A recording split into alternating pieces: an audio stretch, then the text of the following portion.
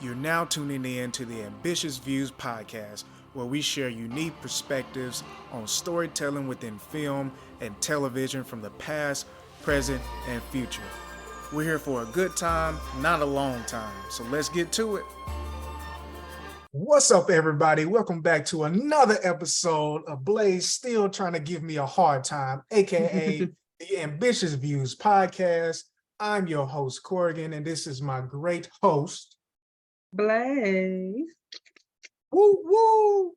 How you doing, Blaze? I am good. A little tired, but I am good. My day, my week, yeah, just a little tired. I just yawned a little bit, but I'm good. Do you do any work to be getting tired, Blaze? Did I? I did my job and somebody else's. So It'd be like that sometimes. It'd be like that, yeah. It'd be like that. Well, excited for this episode, Blaze. You want to know why? Why? Because it is the 20th episode of A. I know, that's right. We did. And yes, we did it. We made it, barely, but we made it. But yeah, so really excited to finally be making it to this point of our podcast. Looking forward to more growth. Not going to get too deep into our experience so far. We're going to talk a little bit more about that later. But as you all know, we're going to be jumping on into the this or that soon. But I will say one thing to look forward to in this episode is that we will be talking briefly about the great TV show, The Bear. All right. The Bear. The Bear ground. So so we're gonna be jumping on into that. But first, we're gonna go ahead and get into the this or that Blaze forgot to plan for. Yes, I just put you on blast in front of everybody. You ain't have to say all that. Maybe I just told you that to loosen you up, make you feel all relaxed and stuff.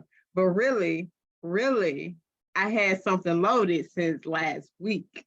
Oh, okay. Yeah, I'm gonna sip my hot chocolate for that. Okay. You can sip that hot chocolate.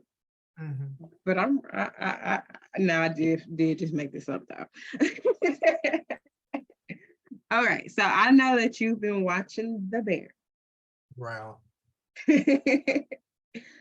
And I know that you are a huge fan of blood. Hey. Blood and water. And so I gotta ask you, Corrigan, it's Christmas and you get to pick a family to spend Christmas with all day with everything that comes with them. You can either hang out with the Berzani, Carmi's family, cousin, or you can hang out with Pauline Kamalo's family on Blood and Water. Definitely gonna be swimming in the blood and the waters. I can't swim, but I'm definitely gonna be kicking it with Pauline and Fix and KB and all the rest of the gang. Easy. You never know if you're gonna get kidnapped or shot or stabbed or something with them, though. You gonna take your chances? Hey, you did bring up a good point. I think I'm gonna just have to take some Tylenol and deal with Carmi's family. But I will say this: one thing I did learn in Blood and Water: if you mind your business, you will be okay. That's true. If you mind your business, you'll be okay. Because every single person that got into some mess in Blood and Water, they was in somebody else's business. Yeah, it was in somebody else's business. See, when you put it like that, then yeah, I would pick her family too, because I am a pro in minding my business. In fact, when I start peeping at something going on, I'm gonna just pull my phone out and I'm gonna be on my phone the whole time. I may even have to turn my location on and be like, just in case. Just in case. But I'm a mind. Y'all, whatever y'all want to do, whatever y'all want to talk about, go for it. But keep me out of it. Mm-hmm. But I ain't gonna lie, I might pull up and I might be like, hey, KB, can we do Kwanzaa at your house? You cool with that? Cool. Let's do it. But yeah, I think I would do that. Just cause I don't know, man. Besides the drama, man, they be kicking it. They be kicking it They in do. South Africa. But yeah, like I had to definitely kick it with Pulang and them because at the end of the day, the mama never got in, was never into nothing. The little brother was just being bullied, you know what I'm saying? So yeah, I think I'd kick it in the old universe of blood and water. Yeah, I would have to agree with that one. Yeah, because I don't know, like I don't want nobody cussing me out just because I put the seasoning in the wrong cabinet. I just don't want to deal with all the yelling. Like it's just too much for me. Like Yes, can one person talk at a time? I'm like I'm gonna have to put on my teaching voice. that's the biggest one, man. That is the biggest one. Can one person at a time, please? Please? Can we do Please, that? please, please. But see, I'm the type of person like I since I got my own vehicle, got my own place. If I go to a family event when I'm ready to go, I leave. You I leave when just you I just leave when I want to. But my problem is I like to be on time for stuff. And so sometimes I get blocked in by the people that show up late. And mm, so I gotta always remind myself, be just a little late so I can get a parking space where I can just, slip on out that thing. you might have to Mhm. put park on the road instead of the driveway. That's true. And I hate Mm, parking on the drive. I mean, yeah, on the road. yeah, but you might have to for your peace of mind. Mhm. Hey, hey, All I know is when you see me pull my keys out and I say the word, well, all right. I say that phrase, I'm leaving. I'm about to go. Well, all time right. I'm gonna talk to y'all another time. I'll catch up with y'all. It's time to go. time to go. Oh man, well, cool. That was a pretty good one. Yeah, I definitely love to kick with them and ready to see what this fourth season of Blood and Water is gonna be like and stuff. So, but Blaze, can you please let us know what is on your long watch list? Oh my gosh, I have so many things. Yeah. I'm gonna start with the first one. I Okay. watched Winning Time season Oh 2, my the God. premiere, and it Yeah. was amazing. I Mm, love the way it opened because it opened like for a show that takes place in the past, it jumped forward a couple of years in the future, but we're still in the past. And they jumped forward. I don't know what season was Pat Riley's first season as the coach, but basically Pat Riley was the coach at that time for the Lakers, and they were leaving a Boston game, oh yeah. and they showed how Boston treated the Lakers at that Oh yeah. time. Oh yeah. But as exciting and crazy and true that stuff was, the what they did with Pat Riley, that like the hair slick back, the suit, I was like, that is Pat Riley. That Yeah. is the person that I know. And Yeah. so it was just kind of crazy. And it makes you really think like as they develop this show more and more, we gonna get to see the development of Pat. And it's just always funny because people will be like on social media talking about how Pat gives like a mob boss vibe and stuff. And I'm like, as soon as they showed him, I was like, they really leaning into that description. And so I'm excited to just see Pat Riley's development on the show, and then like the foreshadowing that they do with Magic Johnson and his eventual diagnosis is also pretty interesting. But Mhm. like, I mean, they started with a banger. Okay. Season 2 will definitely be good, just as good as season 1. Wow. I was wondering how they was gonna start it off. It's interesting that you say that about Pat Riley's character developing because soon after our we finished Winning Time, we went and watched the The docu-series is 10 episodes about the Lakers. And I promise you, you will definitely really enjoy watching that. And it's called Legacy, the True Story of the LA Lakers. And so it's really good. Okay, is that on Hulu? Yes, it's on Hulu. What is his name?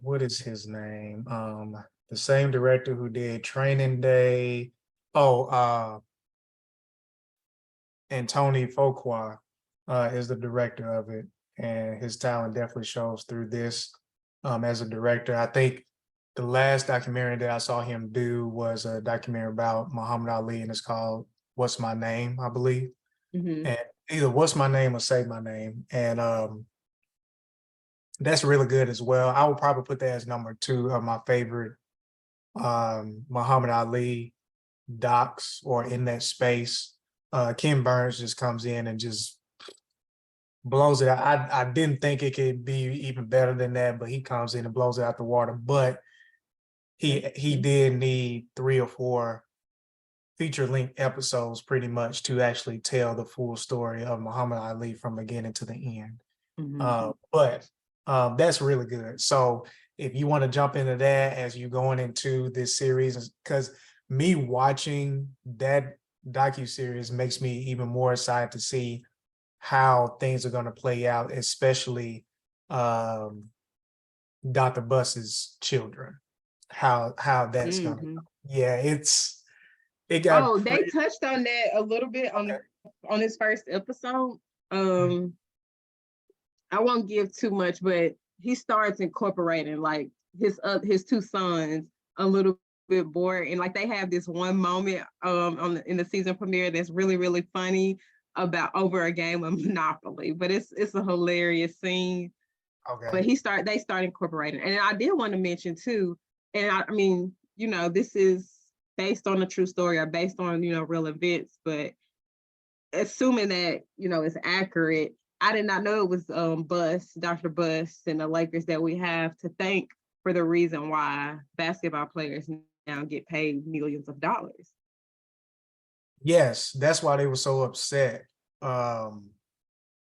Unless I'm mixing up with the documentary, that's why they was kind of so upset with that. He also created a lot of other things too.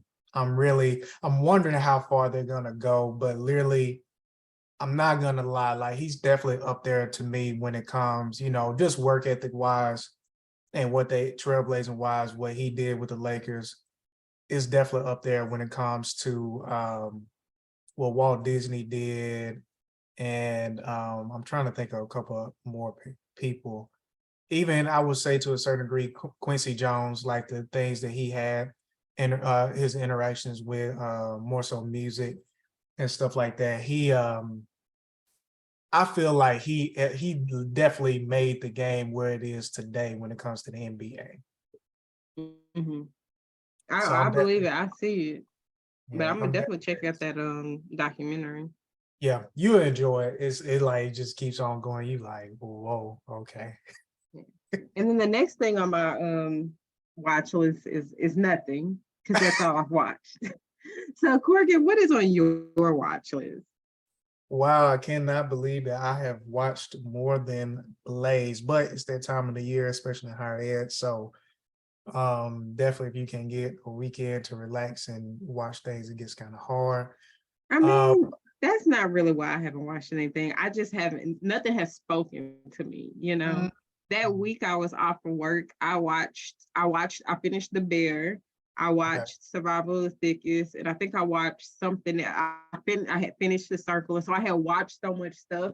And so I may just be burnt out, but nothing has really spoke to me yet. So Okay. So you finished all of the circles? mhm. What was your favorite season? um probably season I feel like season 2, maybe. Okay. I think season 2. Is that the one when the one who was impersonating her husband? Yes. Okay, yeah, I like season 2. Season 2 was good. It was between season 2 and season 5, the last one. Yeah, season 5 was straight. I mean, what I love about The Circle is that I feel like I honestly, truly, when I first started it, I was like, this is not a show that I think Black people would do well on. Because people, it's all about, making preconceived notions about people when you just look at their picture, when you just look at their profile. And so I'm like, well, just thinking about the fact that people already stereotype Black people, I was like, probably won't be a great one for us, unfortunately. But to see like so many Black winners, I'm like, I know that's right. Just goes to show we have great personality, y'all. Just get to know us, okay? Yeah. I mean, no, that's a good point. That's a very good point. I'm definitely ready for the next season, man. I know that they've been passively advertising about the Love Is Blind, the newer season that's coming up, and They've been stuff. So advertising.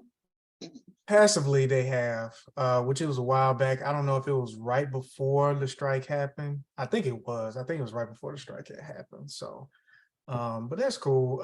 But as far as my list, we finished the Barbie HGTV show, and basically that was a show that lasted for 4 weeks, where different developers and real estate agents, teams came together that are known on their own original shows, came together and were basically given the task of designing different parts of the different parts of the home that's based on a certain decade. So from the 60s all the way up to the 2000s and stuff like that. And so, but we finished that, and that ended on a pretty good note. And again, I just kind of just kept on thinking about the fact of how genius that was and other marketing approaches that they had in play as far as to make sure that they got as much as they did. And Barbie actually reached $1 billion in theaters. So Yeah, I know. The first yeah. movie directed by a female director to reach that. Yeah, I'm ready to see it. I mean, it's been kind of past time now. I don't know if, Audra really care to see it at this point, but definitely, Like I I guess, told you before, yeah. it come out in the fall on HBO, or sorry, on Max. That's when I'm seeing it. Oh my gosh. I might have to, I ain't gonna lie, excuse me, for a date night or something like that, depending on how much it is, I might have to jump on the on-demand price and see, as long as it ain't too Too ridiculously. crazy. Yeah. Yeah. So, because I am ready to see it. I love when things that come out that are original, because again, it's like everybody likes a remake or spin-off or something like that these days. So, but anyway, and then we did finish The Bear this past weekend or this past week, and that was fire. We'll talk a little bit more about that later on. And then randomly turned on Keep Sweet, Pray and Obey. It's a docu-series on Netflix that's been out for a little while, but basically it's about the Fundamentalist Church of Jesus Christ of the Latter-day Saints. there you go. There you go. Have you seen it? Mhm. Oh, you did. I have seen it. Ain't that crazy? I saw it like a couple months ago. Yeah, you probably saw it when it first came out. Yeah. That was crazy, Blaze. Hey, hold on. Did you I think you may have mentioned that on the episode that you had watched that, maybe. I probably have. Maybe. But yeah, that was crazy, Blaze. Mm-hmm. Crazy. And I think the thing that's unique now is, like, I'm watching documentaries. You get so used to watching documentaries that sometimes period moments that happened so long ago, and now things are coming out that happened not too long ago. Mm-hmm. I know. And that's like the eerie thing about it. It's like this only happened a couple of years ago. Well, it feels like that to us, but maybe for somebody that's 20 or 17, it probably feels like it was long ago to them. But like Yeah. for us, like we remember hearing about this on the news when the church went up in flames, and they had the helicopters and everything. Like we were like, I remember that. Okay. This is my first time ever, I think, ever hearing much about it. Because I literally, whenever Granny would turn on the news, I would be exiting to my bedroom. So, but yeah, really crazy. If y'all are into just learning about different, very unique moments in U.S. history and stuff like that or whatever, there's definitely a docuseries that I recommend, and I guarantee you, once you watch it, you're gonna want to finish it. You're not gonna want to stop. So it's only 3 or 4 episodes. None of the episodes, to a certain degree, are just super long. So yeah. So I still will say that it kind of put me in a mindset of still thinking about Stolen Youth. And I Mm-hmm. still feel like, to a certain degree, Stolen Youth almost kind of gave me a little bit more of a not eerie, but just like, dang, moment at the end, more than this to a certain degree, because it's the it's the complicated part of this, of it being connected to someone's religion. And that's Mm-hmm. what kind of makes it like, whatever. So, but yeah, so Right. No, I get the point that you're making with that, because usually these things where it is connected to religion, it's hard for a lot of people to separate the religion from the people who do bad things within that religion, you mhm, know? mhm. Yeah, so very unique. And I would just say I hope the best for those who are seeking to be healing from those experiences. Right. Right. So, And those documentaries are good to be like informative and stuff. But I do hope that they don't create any, like, like I hope they don't trigger those people who went through those, situations and stuff, like seeing the commercials about them, or if they have Netflix, scrolling through and seeing that and being like, triggered and stuff. I hope that it doesn't do that for them. yeah, I will say that I think they did a good job with the way they produced this. I do I feel too. like it wasn't just an interview. I feel like it was literally the participants truly being able to share their voice on Yeah. that. You know what I'm saying?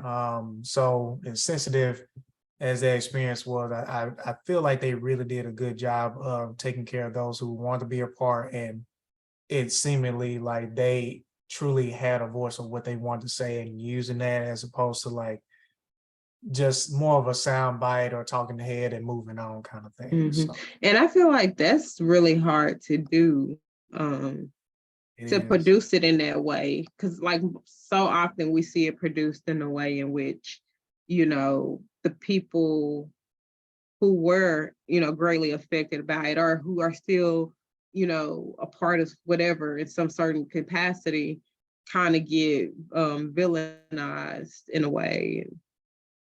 I agree. The way that they did it was protective of all the ones, all, I don't want to say victims, maybe survivors is the appropriate term, involved.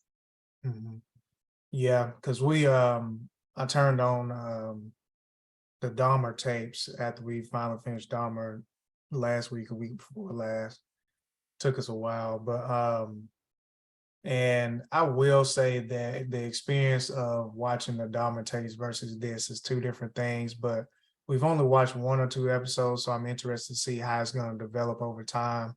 Mm-hmm. Um, but I will say, and I understand that it's like one of those things that I guess maybe the tapes have never been released or whatever, but I just kind of feel like there was a little bit more to it, but we'll see. So um, but anyway, on to the real take.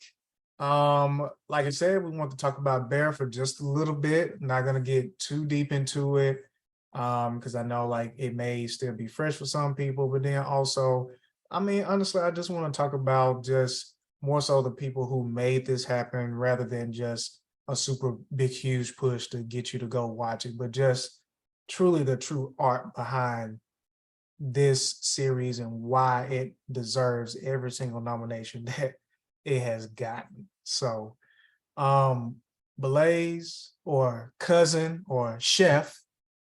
Yes, Uh, chef.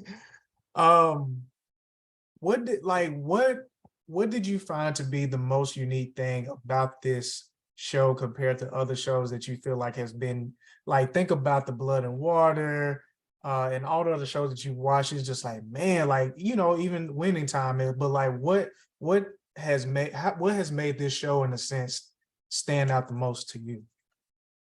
I really liked how it just starts where we're kind of injected into their life as Hmm. opposed to getting a whole bunch of backstory about these group of people. Like we just start experiencing life with them. And that just feels so real Hmm. because we don't in real life, we don't every time we meet somebody, we don't just give them our whole life story. They get to know us as they spend more and more time with us, and those things from our past that maybe still um, impact our lives will come up in certain ways. And so Yeah. I really liked seeing that visually with Hmm. this show just being thrown in.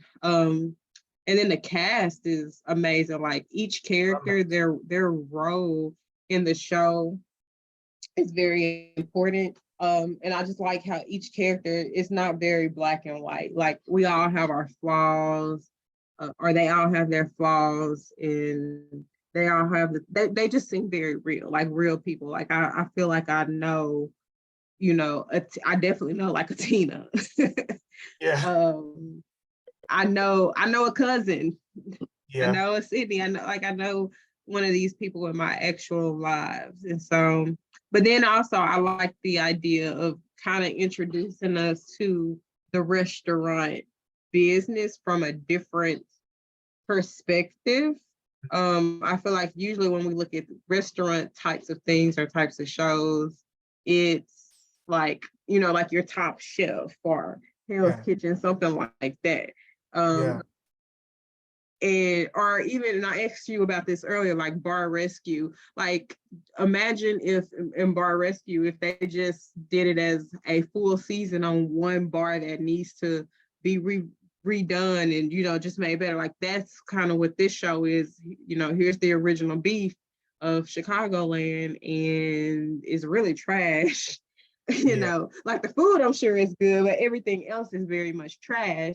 But it's made up of this ecosystem of people who care about it, and they make us care about these people, and we want the best for these people in some way. We want them to succeed at this. We want them to make better decisions, and we want to see them be in a better situation. And we get to watch every single person change in a way. I feel like on episode 1, everybody um that was already at the restaurant and stuff were just like, I work at this place.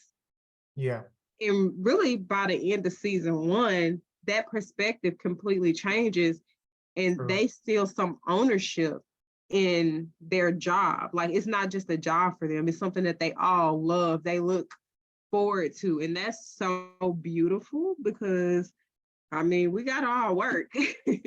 This Yeah. America and capitalism, all that. So like for to watch them go from like just going in to clock in and make my money to every single person, you got this Marcus who falls in love with wanting to be a baker. And so he starts getting invested in that. We got Tina who now is like being able to become a chef on her own, a sous chef. It's like, wow, the transformation in such a short time is amazing to see. And so those are just some of the things that I loved about the show. And the script is good. The filming of it, the way it's filmed is also really interesting. But yeah, those are a few things. What about you? Yeah, no, I mean the cinematography aspect to it is just that's what makes it. I feel like that's a very strong component of the show. I Mhm. don't see there are moments where we get in all in the face, of some of the actors, whether it's in film and television, but I feel like we get the feelings that we get, and it builds on the intensity of moments in this. because of the cinematography. And I don't know if you even recognize it, but at moments, especially, I believe it was episode 7, which was like extremely intense. Um, there were no cuts. It was a consistent It movement was, yeah. throughout the whole entire thing. And so that talent alone, from the discipline of both sides, honestly, from the actors to the cinematographer, the director, helping them move through that process, amazing. Amazing. And you know, you have to really be in a good mental space and know how to really help your team be you know, work cohesively as possible. And so like I just loved that's what I've been enjoying the most about this show is the doggone great writing, great cinematography, great directing, and great acting. You know, like this to me is stage, this is theater work. You know what It I'm saying? really is. It really is. Yeah, you know, this is theater level work and discipline and wherever like that. And some of them probably have never even touched the stage. They may have, I don't know. But just this, that type of level of production and what you give out on the character level, like that is what we're given, you know, to the complexity of Carmi's character. To me wanting to fire Tina, you know what I'm saying? To Right. like, you know, I'm happy for you. And like you said, and that's kind of like the direction to a certain degree I was kind of going with my film Freedom's House is that understanding, like you said, we don't always get to know the background of people. We got to accept them for who we are when we meet them. And so it's on us as a human to like, how are we going to deal with them? Are we going to, do we have the power to exclude them? And are we going to do that out of our lives? Or are we going to try to understand them more? And so there's a very grounded experience with watching this show and seeing real people, you know, in a sense, real people with real lives and real situations, and we just learning as we go, and that's life, you know. And um I also appreciate how I feel like they're also trying to acknowledge that there is, even though this is in the city of Chicago, there is a strong presence of people of color in this city and not try to omit them out of these spaces or whatever. And so I do appreciate them including that um as well. And so I haven't felt this way honestly about a show probably since Grey's Anatomy. Wow. I haven't felt like this about a show since Grey's Anatomy because the first 5 seasons, like, I mean, it's more of a traditional aspect. You know, you kind of slowly get to learn more about people, but also there's not too much to learn about them. So you get to see them kind of grow in different ways. And then you kind of follow each character in their own way of just how life kind of takes. Um, and the character development through, you know, seasons 1 through 5 definitely, and then it's like a couple more as it goes, you know, maybe to like a season maybe 9, you know, but definitely 1 through 5 character development is great, and I do feel like that's what drew people in because they were seeing people who were not the big shots and all this stuff like that, truly just grinded their craft to be to what they can be, and I kind of got that same experience out of this as well, you know, and stuff. And so I this is top tier. I was wondering what they was gonna do for the next season. And at the end of the second season, I was like, okay, it's getting to this point. So what else can they really do with it? And I see what they've done. And now I'm just, you know, depending on whenever these big networks and stuff get their crap together, uh, I'm definitely looking forward to seeing what is next, and how, and most importantly, how does it end? That's what I'm interested in the most is how does this show end? Right. And I think if I get where you're coming from, we're like, where's it gonna go next after the second season? And I think the important thing to realize is just the there's such a big focus on this show on that character development and on those people. And so yes, at the end of the season, the second season, you know, they basically did have a pretty successful opening, soft opening. but also they have personal life stuff. You know, Yeah. Carmi has to deal with the fallout of what he said when he was in the fridge door and didn't know Claire was there. Marcus has to deal with whatever the nurse was calling about his mom. Like, is his mom okay? Yeah. Um, Sydney is Sydney did well, but I mean, she still has a lot of room to grow being Mhm. that person in charge and you know, being able to manage time and other people, her feelings, all of that. Like, those are Mhm. things. And then we got my guy cousin who has completely, you know, that amazing episode Forks, where by the end of it, you know, he was like, I wear suits now. You know, he Yeah. changed who he was because of that experience, which I thought was cool. That was probably one of my favorite episodes. Yeah. But seeing his transformation, like, how much more is he gonna grow as a person now that he's kind of changed his mindset Mhm. about things? And then you have their mom, Carmi, and what's her name, Natalie's mom. She Sugar. showed Yeah. up, but she didn't go in, and so Yeah, it's very interesting to see all the things. And also I'm like, are you teasing something with Sydney throwing up so much? mhm. You know, especially with her mom that had got sick earlier. Like, is she gonna be battling with something or whatever? And then also, is Sydney gonna give Marcus a chance? Right. Like, come on, girl. Give, but also like their little will they, won't they is so real.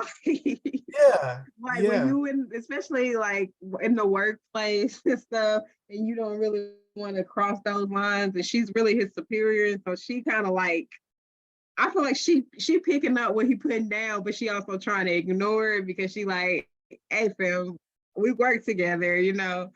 And I think she's like, you know, she's very focused on getting her career back to where she thought she would be at by now. You know, her experience in failure, I think, really scared her. And so she is very driven and very focused on making sure that she doesn't fail again, that the bear doesn't fail again, especially having a person like Carmi who believes in her and he's giving her so much responsibility off the bat like this. Like, she that's really her main focus. And so yeah, I would like to see her with Marcus and stuff, but I feel like they both need to focus on other stuff first, and once they're happy with those things, then yeah, you know, go for it. Yeah, and one other thing, excuse me.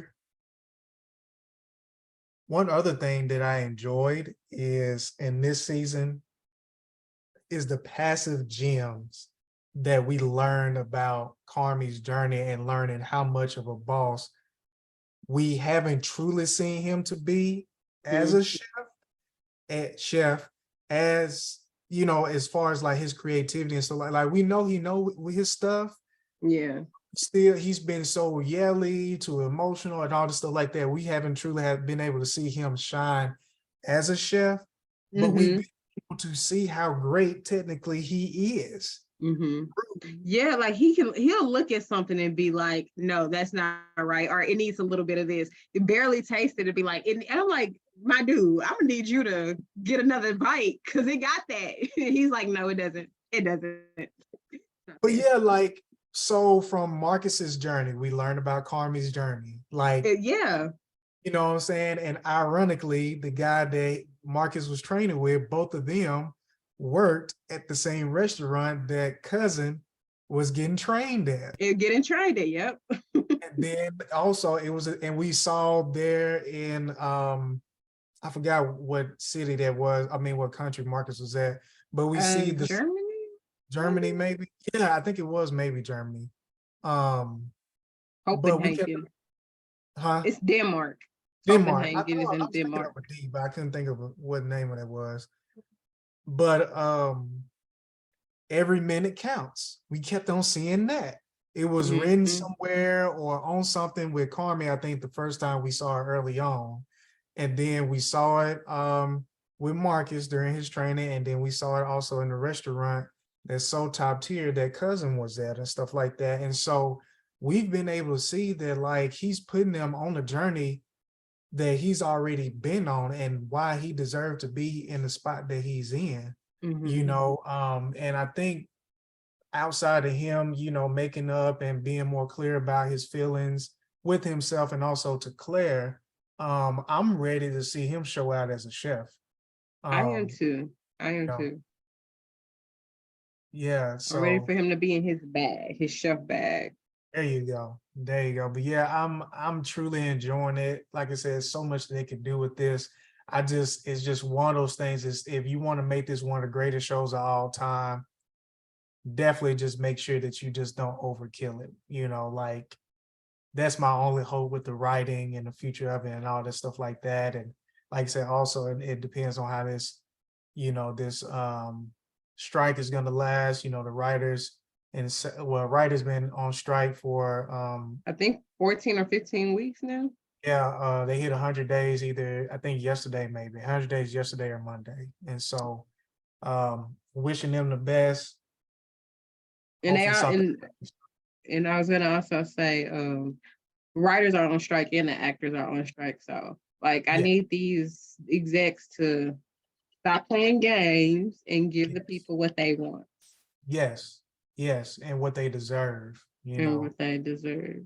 And Yeah, sort of related to that as well, you know, different actors and stuff who have been fortunate and privileged enough to be making, you know, millions of dollars and stuff have donated a lot of money. mhm, And, you know, I saw somebody that commented and was like, that's great that they're donating to like the actors and the writers and stuff. But because, you know, the writers and the actors are working, there's other areas in the entertainment industry that also aren't working. And so we have to also remember not to forget about those people. And so when they make those donations, they need to also be making them to, you know, the people that work on the sets, you know, the crew and all of that. yeah, yeah, no, exactly, exactly. And I think the thing that makes a bigger difference is when you're able to get um more A-list, I guess you could say, or very fortunate actors to stand up and say things that are, I mean, just think about if Denzel would be willing to say a word or something like that or whatever about things, you know, or I uh mean, yeah, Viola Davis, she was filming a movie and that movie got permission to continue filming and she said, no, I'm not gonna continue filming because it's it's not right. yeah, Like, yeah, we got approval, but we got other people out here who not working. exactly. We need to be out here striking with them, you know, and I respect that a lot. Exactly. Yeah. Like Gina Prince Bythewood, you know, I've seen her multiple times being out there striking as well. So and you know, like in hindsight, you know, their show, forgot the name of it right now, but it's a high school basketball show on Apple that I've been wanting to check out. Swagger. Yes, Swagger. Her husband is I think he's the creator of it, I believe, or just writer and director of it and stuff like that. So but yeah, like they doing what they can, you know, and that's what it's gonna take. But if not, you know, hey, Lionsgate and some of these other smaller companies, look what A24 is doing by supporting, you know, independent artists or just acknowledging the great content that's already been out there, whether it's been shopping around, you know, from Mm. film festivals to Yeah, whatever. because they're still working. They're still filming. Like Jenny Ortega is filming something with them right now because they agreed to what the actors and the writers are asking for. Yeah, And so if them being an independent company, if they can do it, why can't these bigger ones who are making billions of dollars not do it? Like, why are y'all being so selfish with your mhm. money? At the end of the day, it's about the money and the business. It's not about the art. It's not at, It is not. and I feel It like we've gotten that from, and don't get me wrong, some remakes and some reboots have been kind of cool. But at the same time, I think a perfect example of it's about the business, about the money is what we have been getting for the last 5 or so years when it comes to like, especially on the big screen or wherever like that, with all of these desire to do all these reboots and remakes and stuff like that. And And it's like, come on, y'all, like, is truly nothing else that's came across that y'all wouldn't want a green light. It may take extra convincing or getting one or two be the A-list celebrity actors to be on it and stuff like that or whatever, but it's like it gotta be more out there, so. But yeah, but overall, looking forward to whatever the bear has next. And I guess we can kind of continue in this conversation, Blaze, like, saying that hopefully the writers and the actors and all of the other unions will soon, especially writer and actors right now, are treated fairly. Say if things go forward, what productions are you looking forward to seeing for the fall? I know DC is coming out, or hopefully they don't. I don't know if they already pushed it back, but hopefully they don't. Blue Beetle, Oh yeah. yeah. Mhm. The Marvels, want to see that. The Hunger Games, the prequel, Hunger Games, the Ballad of Songbirds and Snakes, something like that. Yeah. I hope they don't push that back because it looks really good. Yeah. Those are the only movies I can really think of. And then for shows, I mean, I don't really know what new shows were supposed to be dropping like that. Well, I know you're excited about Loki. Actually, I did forget a show. Survivor will be having a new season. And yes, I am ignoring what you just said. Wow. But Wow. I'm excited about the new season of Survivor, of course. Uh, The Challenge CBS version will be starting back this week. Oh, The Wheel of Time, season 2. oh yeah. That is true. Now that's coming out. I'm excited about that too. Pretty much most of the ones that you mentioned. I am looking forward to Loki. I am looking forward also to I think What If might be coming out this fall. I may be wrong. But I am looking forward to that and Ahsoka as well. And then I haven't started Winning Time, but I feel like it's one of those things that's gonna be so good I want at least to watch more than one episode. But I am looking forward to seeing, how Winning Time plays out um this fall and stuff like that. So but yeah, I mean, it just all depends on if things get pushed back or not, because I know a lot has. And I guess like long as it don't get pushed back or some weird happens, I think Love is Blind is supposed to be coming out pretty soon. So I actually look forward to seeing that. Yes, audience, I like eating up the good I love reality reality TV. show stuff. I love it. I It's mean, so great. So great. it's a guilty pleasure. Yeah, yeah. And it's a learning thing for those of y'all who aspire to be in love, you know what I'm saying? You can kind of see things in a more hyper environment though, but Well, kind of, I don't really care that much. oh my gosh. I don't care that much for love reality shows. Like Love is Blind and what's that other one? Perfect Match are probably enough for me. Blaze, I will say I have to find the right season for you to start though, but I really would love for you to watch Married at First Sight. Married at First Sight. Yeah. So I I'm might, glad you said Married at First Sight and not Love is Blind, because I was gonna watch Love is Blind and then I opened it up and I was like, why does it have so many episodes? Oh no. Mm-mm. you talking about I'm Love is, good. I mean, not Love is Blind, Love Island. oh, Love Island. Yeah. Now It has a million episodes. yeah, Audrey watches that and she be getting deep into it. So, but it is a lot of Mm. episodes. So, but no, I'm gonna find the season that we started on and we might have a passive conversation about it, but it's pretty trippy. The only reason why we haven't watched it lately, plus other things are going on, it was just weird because they went from like a few episodes to like less, but the episodes would turn into almost like an hour and a half. And I'm like, what? So Mm-hmm. but anyway, we might, An hour and a half, my lord. or at least They over an hour. I would say maybe not an hour and a half, but definitely over an hour. they be Ep- doing that with the challenge now. Like they'll probably start off with like an hour episode and then 3 episodes in a row, an hour and a half. And I'm like, it's if y'all was showing like a ton of drama, I could see it. But like it don't be nothing happening. Like I'm at the point now. I like watching live TV, but I like to even if I'm home, I have it set to record. You know, one just in case if I'm not home, but two, I may not want to watch it when it first come on. You know, I may want to skip through it. Like Survivor when it comes on, I'm probably not gonna watch the first episode live because I hate the whole introduction thing. Like, hi, my name is this, and I don't care. Let's start Yeah, the game. Let's get into the game. I want to skip all that. yeah. Like, let me get to know you as the game goes on. You don't have to introduce yourself. Let's get to the good stuff. Let's get to the good stuff. I mean, the same thing can be said of the circle. Like, I be getting tired of them introductions. I just want to jump right up in it. Yeah, I would like. introductions kind of I really corny. wish the first episode was just everybody already in their room and they immediately start playing the game. Yeah, intros can be kind of corny at times or whatever, but kind of funny sometimes too. So I always look forward to seeing who's the next person and their background at times or whatever, and stuff.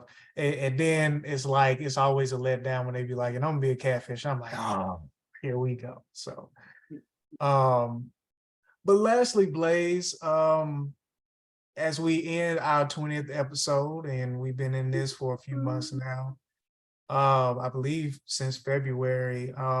What overall, just looking back, what have you enjoyed the most, or just, what have you enjoyed the most when it comes to like just being a part of this podcast?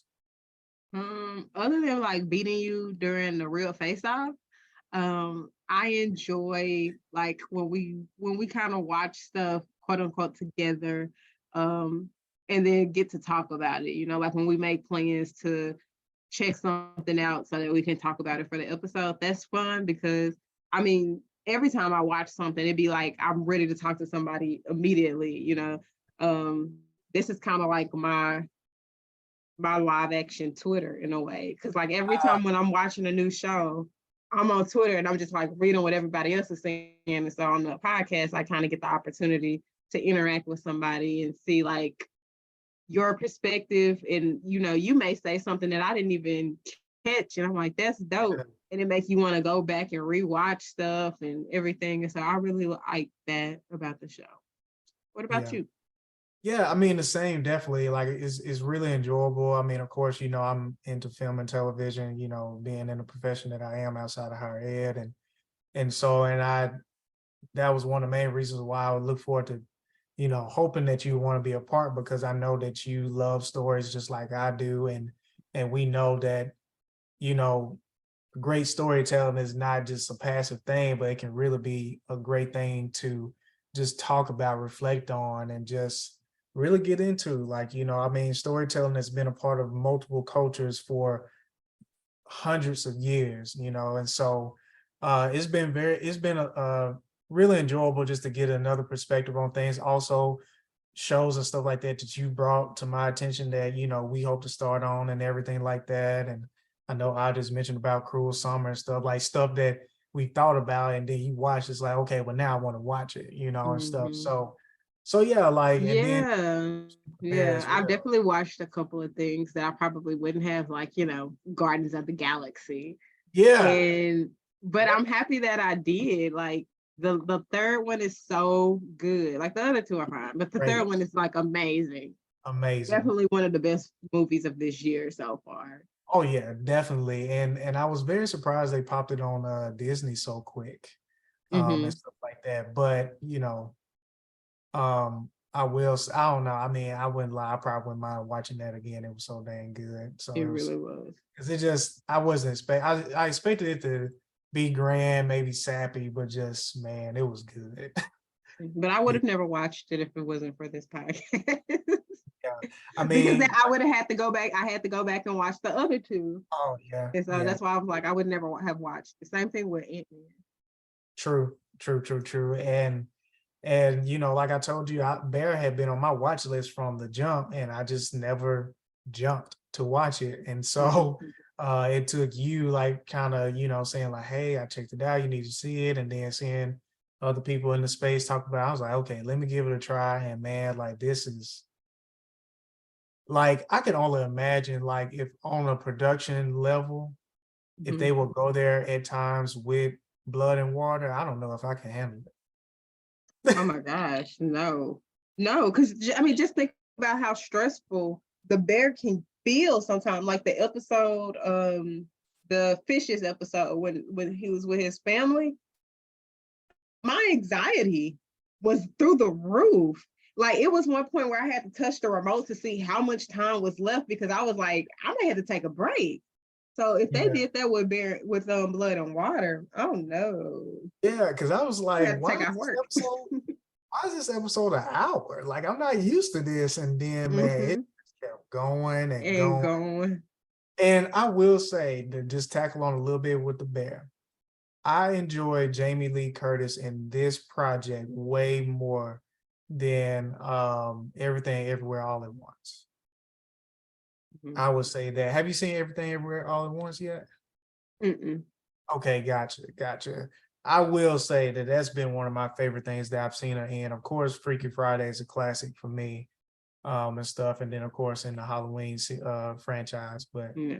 she She was really good. she was really, really good. And I'm interested to see how all that's gonna develop. But anyway, overall, I just really enjoyed this journey. I'm just looking forward to, what's next for us.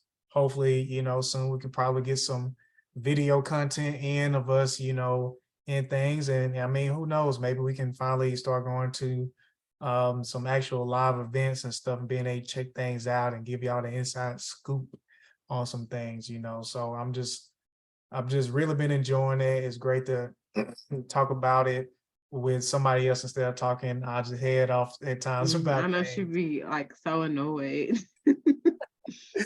and stuff. So, but yeah, it's been good. So, but other than that, I just also want to thank, our listeners over these few months who have been, came in the middle, started from the beginning, who've shared this with others. We really do appreciate it.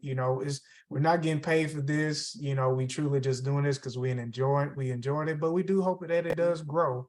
And it can't grow without you all letting us know like what you want from it so we can incorporate that for the next 20 plus episodes, you know what I'm saying, sharing it with others. And we would just love to continue to just grow to where it's something that you can enjoy and look into, and like I said, like hopefully things work out for the writers and the actors. And if things, pan out to have things for us to talk about, I do look forward to us having a really great fall season of this podcast, So but that's honestly all that I got for this episode. And like I said, once again, Blaze, I appreciate you. I And appreciate you. thank you. But overall, want to thank y'all for tuning in to another episode, and y'all have a good one. Peace. Peace.